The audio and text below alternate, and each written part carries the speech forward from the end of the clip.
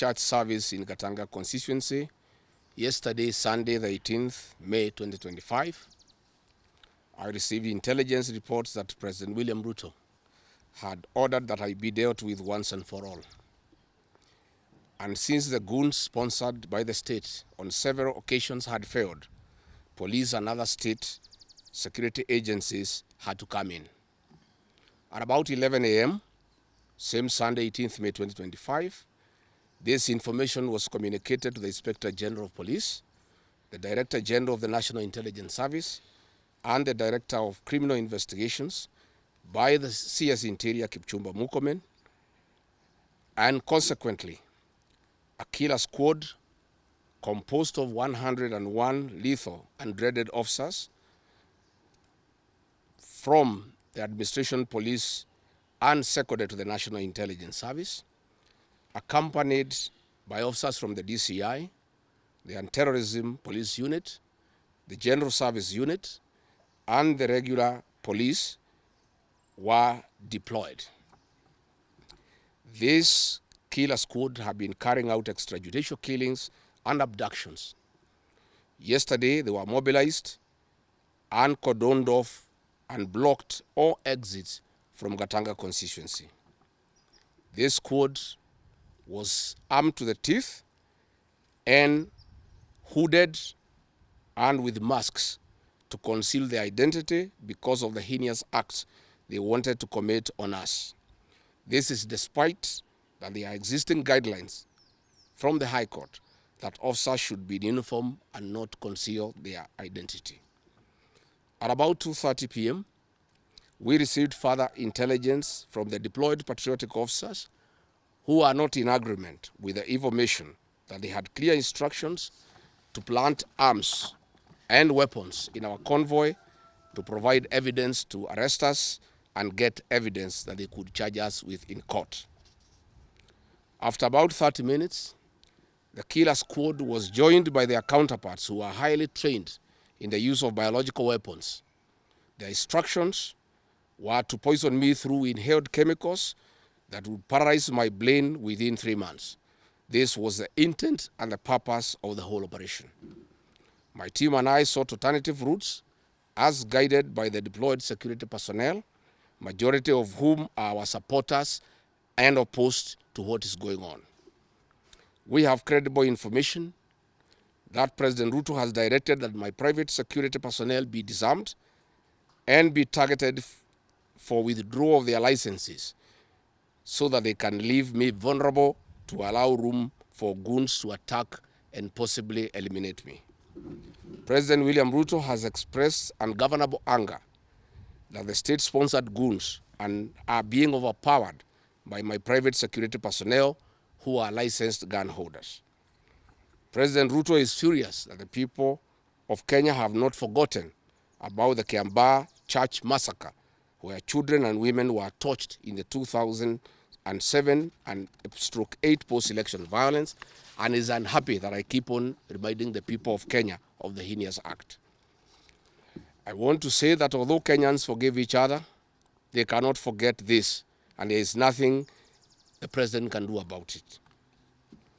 The president was also utterly livid that I exposed his grabbing of 5-acre piece of land inside Gong Forest, where he intends to put a private hotel.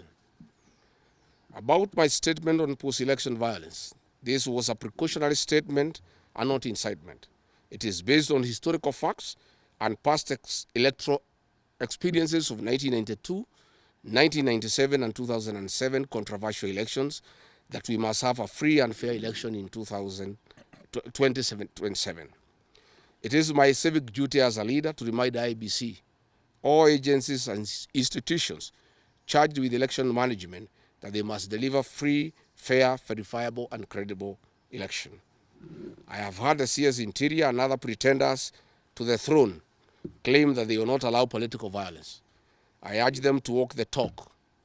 Since November 2024, political violence of great magnitude has been meted on me, my family, and my supporters. Not a single case has been prosecuted. For instance, on 28th November 2024, at a solemn funeral service in Limuru, Kiambu County, I was attacked by organized criminal gangs under police escort. On 28th December 2024 in Shamata, Nyandarua, an inspector of police flanked by criminal gangs threw tear gas canisters at me. On 23rd March 2025 at ACK St. Peter's Cathedral in Nyeri, my convoy was attacked at a church compound by a known criminal gang under police escort. On 29th March 2025 in Naivasha town, we were attacked by the police. On 6th April 2025 at a church service in Mwik, PCA, hooded goons attacked us inside the church. We dismiss with contempt the loose talk by CS Interior that during the DCP party unveiling, where goons dared to cause chaos were fighting for handouts from us. These were state-sponsored, but fortunately, they were overpowered by security personnel and supporters. The CS has given instructions that instead of arresting the said goons, they disarm my security personnel to give goons free access to me and my supporters in future occasions. Let it be known that our party, DCP, has organic support, and we do not pay supporters to attend our meetings the way the government is doing to people to attend their meetings. Finally, let me assure the planners of this violence that you will not stop the cause of the people of Kenya. The one-term movement and the DCP party popularity will not be stopped and will not be slowed down. The cause to liberate Kenya is not about Rigathi Gachagua. All the leaders with me. Wasting time and resources to stop me is a zero-sum game. The people of the Republic of Kenya have said that lies must stop, roads must be built, corruption must stop, abductions and extrajudicial killings must stop, education and health systems must work. They are some of the things that are making the people of Kenya restless.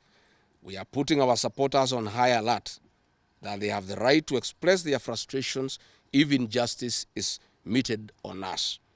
My supporters and I will not be cowed or intimidated by the use of the criminal justice system to manage politics.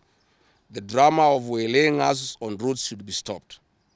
If the government knows that I have committed a crime known under the laws of Kenya and identified in the penal code, they know all my homes. And I'm here. They know my Wamanyoro home. They don't need to waylay me on the road.